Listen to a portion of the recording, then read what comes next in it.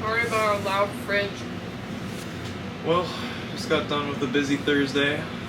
Father's Day is coming up on Sunday, and it totally blindsided us because on a normal Thursday this would have been kind of like a bit of a slow day, just because it's the time of year for it. But we had just this crowd of people come in, and we had the people here for it, but it was just like we were running around with our hair on fire. And then on top of that, we had the sink started backing up, and we had to take all the dishes, all the dirty dishes into a completely other room and clean them there while we have orders coming in, and it's just really chaotic, but but yeah, so that's what's new with us. Doing great. Hope you're doing good as well. Yeah, yesterday was actually 2 years ago. Yesterday was the day that we signed the papers for Ooey Gooey to be the new owners. We had no idea and what we were getting ourselves into. Absolutely terrified. We had zero money. Probably had somewhere near $5 in our account. We had $3 in our bank account when we signed the papers. Yeah, because we were working with the previous owners. They shut down the restaurant, and I think for 3 weeks we heard nothing from them, or we're just like, I mean, we'll take it if you guys give us the opportunity. We don't have we don't have the money, we'll but take it. If the door's open, we'll gladly take the opportunity. We had no money. All of our money went towards bills, and so by the time we took it over, we had like $5. And yeah, it's just been amazing. We've learned so much. The 4th of July weekend that'll be our like anniversary of us opening the restaurant, being officially open. Wow. We opened 4th of July weekend? Yep, it was a Saturday. Oh my gosh. Yep. I forgot about that. Let me grab the timer quick. Got rolls in the oven. Oh yeah, he's gonna bake more rolls. That's why we're still here. It's like 5 o'clock. 3 times I had to come back into the kitchen today and make cinnamon rolls for up front, and each time I'd have a thought in my head saying, maybe you should make a little bit extra, and just in case. And I was like, nah. It's usually how it goes. It's usually God like, are you sure you want to just make a couple? You should make like 6. No. It was that kind of day. Yeah, you got them out there though. Yeah, it ended up working out, and they all look great. Sorry, I'm gonna be honest, like, I am emotionally eating my stress away right now. I was like... But, so yeah, like I said earlier, we've had this place for a couple of years now, but we wanted to talk about just a few things each that we've learned. There's definitely a lot of things that we started learning when we took this place over, and we're not quite there yet. There's a handful of things for me. I'd say one of the biggest things I had to learn, it was really hard, was the power of your words. Oof. And when we took this place over, I want to tell you, especially when we moved to Indiana, I didn't know how to make scrambled eggs. I'd never made a pancake in my life. I grew up on quesadillas, cereal, turkey sandwiches, and pizza, and that was it. And when it came to the point to where we're trying to figure out how many employees we need to run this place and who's going to do what between Mandy and I, Mandy's like, okay, I'll take the kitchen, I'll do the breakfast and lunch. And I was like, I can do the cinnamon rolls. Actually, no, he volunteered. We were talking about like the rolls and stuff, and Mason was like, I asked him, I said, what do you want to do? And he said, I want to be the baker. I want to do the cinnamon rolls. That's right. I said, I was like, I want to do everything that David did. Oh. And David was so you sure about that? Yeah, I was like, whoa. David and Kathy were the previous owners. And so I went from not knowing how to make a pancake or scrambled eggs or just basic stuff like that to making 200 cinnamon rolls a day. Wow. And in the beginning, it was hell. I hated it. I went from not cooking and baking at all to baking for several hours in the morning and then throughout the day if we ran out of food. And it was just, I didn't like it. I was not good at it, and I would constantly, there'd just be these horrible words coming out of my mouth. I'd cuss every now and then. It's okay. Yeah. We're gonna get a swear jar. And then we'll rock, paper, scissors for who gets it at the end of the week. How disappointing. The only people that really swear here are like it's like you and I. Everybody else is super spiritual and perfect. They're like all angels. Yeah, we're the best. But yeah, I'd constantly be speaking ill over my situation, and that would really just kind of prophesy my my future. It'll just be this cycle of speaking evil and then having crap happen to me. But I would tell myself, or actually first it would start in my mind, I'd hear the thought like, I hate this, baking is awful, and then it'd come out of my mouth, and then it would just kind of build on that. And it got to the point to where I wasn't really listening to God or paying attention to God. I was too stuck on how much I hated baking. And it took an outside source, one of my really good friends who has a great relationship with God, to hear it was, I don't know, morning or night, God told her, like, you need to talk to Mason about his words and about baking. And she approached me and she was like, God told me that you really don't enjoy baking. And I was like, yeah. And she started talking about certain scenarios in her life where it was the same situation. Actually, it was specifically cooking and baking. She hated it. There was one point in time where she hated it, but she was like, God showed me that that regardless of how I feel or what words are popping up in my head, if I speak the opposite and speak what I want my reality to be, that God will honor it. Life and death is in the power of the tongue. Yeah. But yeah, and so she was like, and when you hear those thoughts, like, don't speak them. Like, you're the gatekeeper for what comes out of your mouth. And from what comes out of your mouth. So she says, like, when you hear negative, don't speak negative, speak the opposites. If you hear negative, like, oh, I hate baking, speak, I love baking. And so I was like, okay, I'll try it. And so I'd be there baking, it'd be 4 a.m, and I'd have 6 hours of baking ahead of me, and I'd be like, I love baking, it's my favorite part of the day, I dream of baking all day long, like this. But I'd be just like speaking it over and over and over again, because the thoughts would be coming over and over and over again. I'd have to fight them the entire morning. And then it got to the point finally where the thoughts just kind of started, or just stopped. Not entirely, it definitely took a long time. I just had to keep going at it. But it got to the point where I was baking and I actually really started to enjoy it. It became almost a sport to me. Like, how good can I make these cinnamon rolls? What can beautiful. And it got to the point where I started modifying the recipe a little bit, so they're getting a little bit bigger, a little bit fluffier. I was adding a little bit more of this, a little bit less of that, and it ended up just being like my goal to make the best cinnamon roll possible, to take what God has given me and do my absolute best with it. And that there were other parts of the restaurant that I didn't enjoy, like, let's just say grocery shopping, because we'd be grocery shopping for like 8 hours a week. Yeah. And our second job. Yeah, and it got to the point to where, like, that's my time where I can listen to music, podcasts, I can talk to God, same thing with the morning. And I can really just take that time to just refuel. Like, it's quiet, there's no one here, I can talk to God, I can be listening to a teaching or an audio or something where it can help me grow spiritually. I can take the meat in the morning. Sorry, I gotta sneeze but really yeah, quick. okay. I'm just gonna cut that part out. I'm gonna add an explosion sound effect to that. That was a really hard battle, obviously, casting down vain imaginations and everything. Every high thought that exalts itself against the knowledge of God. That's like a constant, everyday fight. That's why I say, like, I'm still working through it. But I can interject. Yeah. One thing that was amazing to watch was Mason at the register and running the register. Excuse me. Pizza burger. Sorry. That's so embarrassing. But yeah, Mason up at the register at first, like, it was, I don't know, I had practice working at the register like over years and other jobs and stuff, and Mason wasn't like super outgoing as a person. Like, his personality when I first met him, like, we didn't really know how to talk to each other, and it was just kind of awkward. But he just kept pushing through at the register, and he got to the point where he was like, no, I want to be at the register so I can get this thing done with. And now it's just so amazing. Like, he's got such great customer service, and it's not like, hi, how are you? It's just like people approach him and he's just a real person. So that's been really impressive to watch. Thank you.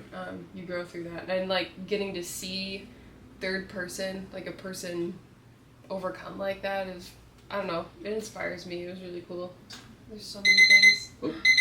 Those are done. Sorry about the fridge noise, just kick back on. But there was one other thing that I wanted to end this with that God actually showed me a couple days ago when I was taking notes for this conversation. But he gave me a vision of this like pirate ship, this big wooden boat, and just giant, and it had this the wood, the rudder that's on the back, and just how easily it turns this large vessel. And he reminded me of the verse, put it in my phone here, James 3, chapter 3, verse 4. So look also at ships, although they are, this is New King James Version, look also at ships, although they are so large and are driven by fierce winds, they are turned by a very small rudder wherever the pilot desires. And it just tells you how powerful that your words are, and to choose life, to speak God's words, speak life instead of death. So that's it for my first thing. Okay, something that I've learned so stinking much. Just like an overview. We had to like learn the processes. We had to learn people. We had to we both worked here before, but then like learning how to talk to customers in like a boss way. Like I think that was really, really hard for me. Yeah. Like being assertive because you're the owner. Right. Yeah, because both of us we're pretty laid back. Like I think it's only between the two of us and like personally within ourselves that we're like, hey, like get it together. But like everybody else, we're like, oh, like it's okay, you know, it's just chill, and we're both very like phlegmatic people. If you know what that word means. I don't know the definition, but I know it means like a chill person. I don't know. That was just one of the things.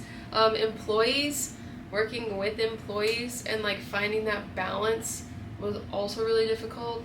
In this season, we have like the best team I've ever worked with. Like it just feels like a reward in a way of like so many other things that we've gone through, just to like have a core group of people that they want to learn, they want to come to work, they want to be personable, they're joyful, they're happy. And there are even days like today where like I was like negative whatever, and our employees were just like way up here just having a great time, and that was so nice. I think recently one of the things that I've had to go through, and I'll be honest, like I am walking through this now.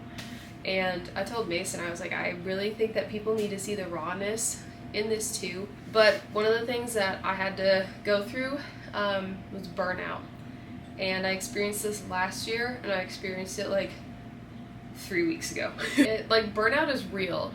And I don't think like I've experienced burnout to like the upteenth experience, like the highest, lowest burnout you can. But it's really, really hard. Yeah, it's real. And so I know that there are ways that you need to deal with it, like learning the hard way. Sometimes you just need to like take a step back, and I did both times. Not like from working, but just like I need to be alone, I need to do cry in the bathroom, and then I'm good. That's all I need. And but both times that I brought it to God, and I was like, God, I'm so burnt out, I'm so tired.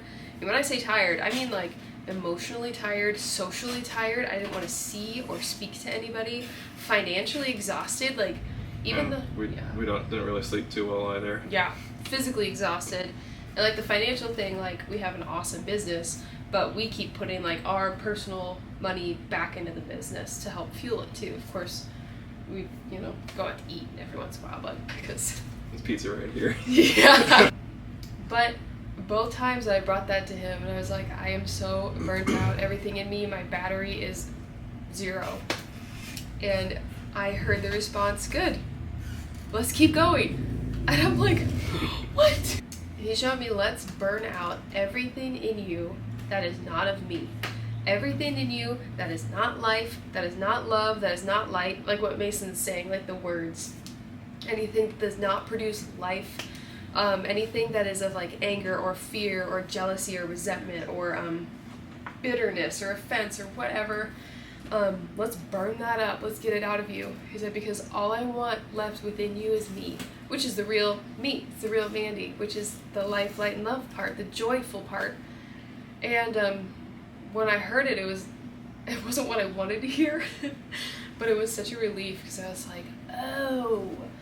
With other people, you can use other things to like just maintain that joy, grow that fruit, But for me, like I know that this experience was specifically assigned for us to burn out any of that junk that's still left within.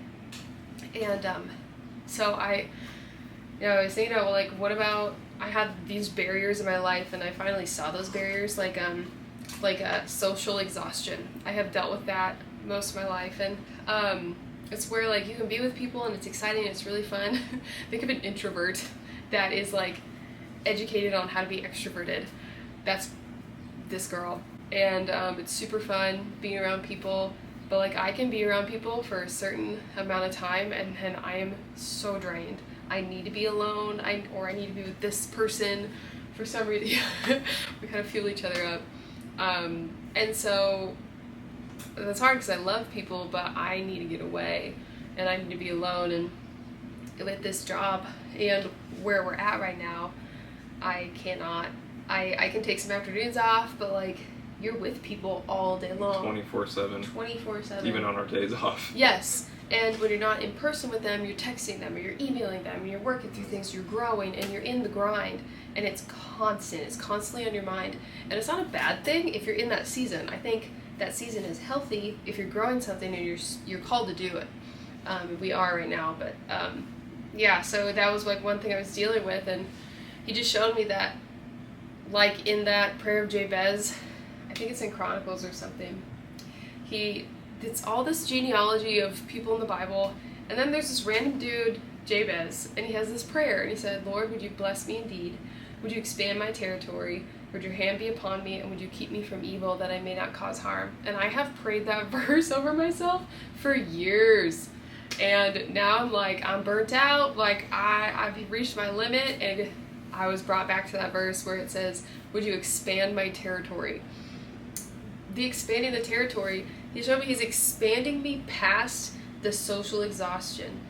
What was a barrier before, I've moved past that barrier. Of course, there's, like, a new barrier that I will, pass on too, and some of those barriers are healthy, you need to step back, but, like, even, like, the fear of money, like, that was a barrier, pushing past that, not enough, like, all of these things, and I'm literally expanding, and I can feel myself expand, like, from the inside out. I can feel the joy expand, and I can feel the love expand, granted, on the other side of it, but that was just kind of a cool thing that I've been learning, that, like, burnout, you really got to look into it. Sometimes you need to take a step back. Sometimes it's a really healthy burn, and let it burn, let it simmer. Don't run away from it. Push through the fire and run into the fire. Another verse that comes to mind, I don't know why they're just, like, pouring out. When John the Baptist says, like, I must decrease so he must increase, that's kind of the feeling, like, those barriers that kept you held back. Anyways, like, he showed me that I'm no longer those things that tell me that I'm not enough, or I can't handle this socially, emotionally, physically, financially. He's pushing me past all those boundaries, and now they don't exist in my life anymore. I can do all things through Christ who strengthens me. So yeah. That's cool. Yeah. That's really cool. It's like God is a consuming fire. I didn't think that I would experience fire in a restaurant. It hurt so bad, Yeah, but I mean, so we've good. physically been burned. Yes, we have. I think we both have burns on We our have scars. arms. And, Yeah, yep. there's one. Yep. Alice and I compare, like, burn tattoos. Sometimes. Burn marks. No, but I think, I've also, Mandy and I both have had our burnouts at different times, and, like, what's... Mission turns into, like, pure rage. Yeah, just get very angry. But it's nice because it's at least not both at the same time. Otherwise, I think don't jinx that. Yeah, it hasn't been at the same time, which I'm grateful for. But Thank you. Yeah, definitely one thing that both of us, but I'll definitely talk about me specifically. One thing another thing that I have learned is to not do everything yourself. Like what Mandy was talking about earlier, how we were down in the sea, like as far as our mind goes, and then we have our employees are up front having a great time talking with people, making food, making drinks, being on the register. There was a point where when Mandy and I started the restaurant, it was us two. Like I said, we didn't have any money. We had Alice, who had just moved here, and she heard from God that she was supposed to come work with us. And we asked her, and she was like, yeah, God told me that I needed to come work with you. And so it was us two, and it was Alice, and Alice was the only person we could afford to pay initially. Then we brought in our friend Noah. Yeah, and then we brought in our friend Noah, awesome. And he did a great job. We brought in a couple people after that, all like in the first year, but in the beginning, we're like I'm gonna be the baker. You and Alice can cook and do stuff in the kitchen. Mandy did every single spot in the restaurant and would bounce everywhere, all places throughout the day until we had more people. But we kind of came into we went through our first couple years with the mindset of like I am a one-man army. I can do the job of 5 people, and we got to the point where I can do register the drink station and the cinnamon roll dressing station. I could do it all myself all day long, and could keep up with orders just fine. And we would work days where it was just the 2 of us doing 5 people's jobs. Yeah, and then we get burned out. But yeah, it took an outside source. Actually, took my dad talking to me one day, and my dad is one of the smartest people I've met in my entire life.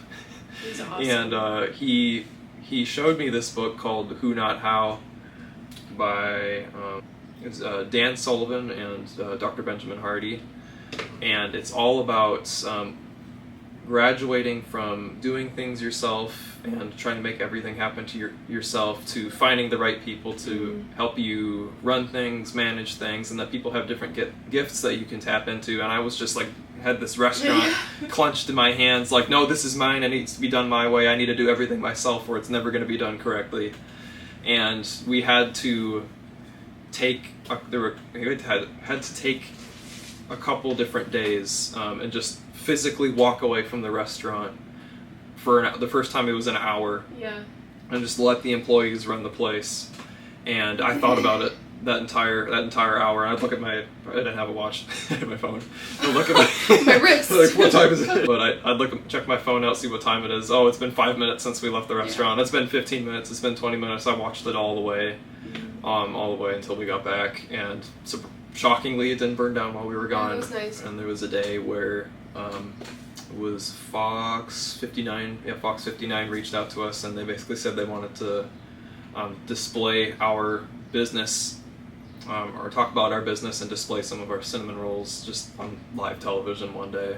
And really we're like, cool. yes, of course. But like the times where we'd have to be there, it was during business hours, and we basically would have to leave the restaurant alone for an entire day. We'd never done that before. It was like us being underwater, and then after we left the restaurant and went out there, it was like God lifting our head above water and be like see what this could be like. Amazing. And like it's okay to trust people. Yeah. And but you to can leave this business with build me. and maintain something, and then have it still run while you're not there. That was such a cool feeling. Yeah. I'd like to add to that too. Like, I saw the same thing, and I saw a vision like of myself, and it was really like Holy Spirit showed me like I was a bottleneck too in this situation, and there was like all of these good things happening, but I was the one stopping it up here, because again it was like that fear of letting other people like take responsibility, and not only was it stopping my personal growth, but it was stopping the growth of the employees and the growth of the customers, like just the whole thing, because 1 or 2 people are too afraid to like let it blossom. It was limiting so much. And there were times, like, we just referenced that there were days where it was just Mason and I in the restaurant doing like 5 people's jobs. We were like, okay, like it's saving money because we don't have to like do payroll, and it's slow anyways, which I get that, especially we were in the beginning and we had like nothing. Like, it was so hard with so many expenses. So we were like protecting the finances during that time, just pushing through, Mason and I, but we were protecting it short term instead of long term, and it actually hurt us long term, because when we did that, when Mason and I grinded at such a level like that, it killed our creative capacity, and it killed our passion, and it killed our love for it. In fact, it smoked it out, and it was like, oh, I didn't even want to do this.